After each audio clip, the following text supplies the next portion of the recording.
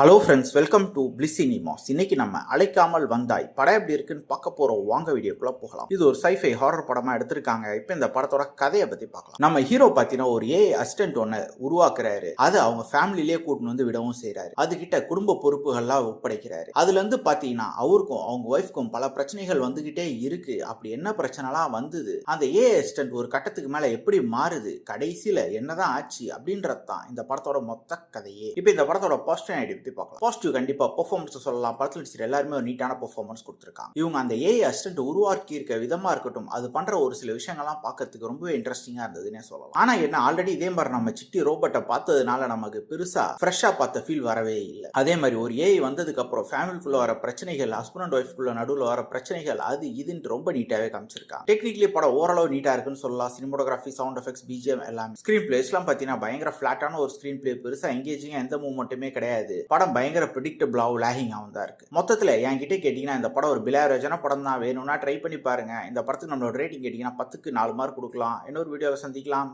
Thank you.